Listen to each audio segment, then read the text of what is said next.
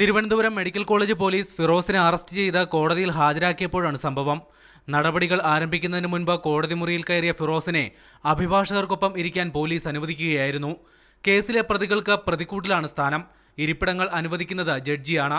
അഭിഭാഷകർക്കൊപ്പം പ്രതിയിരിക്കുന്നത് ഒരിക്കലും അനുവദിക്കാനാവാത്ത വീഴ്ചയാണെന്ന് ചൂണ്ടിക്കാട്ടിയാണ് bar association രംഗത്തെത്തിയിരിക്കുന്നത്. ഇന്നലെ സംഭവിച്ച കാര്യങ്ങൾ മാധ്യമങ്ങൾ തന്നെ ഇന്ന് വെളിയിൽ കൊണ്ടുവന്ന സാഹചര്യത്തിൽ ഈ കാര്യങ്ങളിൽ ബാർ അസോസിയേഷനുള്ള പ്രതിഷേധം ജില്ലാ ജുഡീഷ്യറി ഞങ്ങൾ അറിയിക്കുകയും ഇനിയും മേലിൽ ഇങ്ങനെയുള്ള സംഭവങ്ങൾ ഉണ്ടാകാതിരിക്കാനുള്ള ശ്രമം ബാർ അസോസിയേഷന്റെ ഭാഗത്തുനിന്ന് ഉണ്ടാവുകയും ചെയ്യും. സംഭവം വിവാദമായതോടെ ഫിറോസിന്റെ അഭിഭാഷകൻ മാധ്യമങ്ങൾക്കെതിരെ തിരിഞ്ഞു.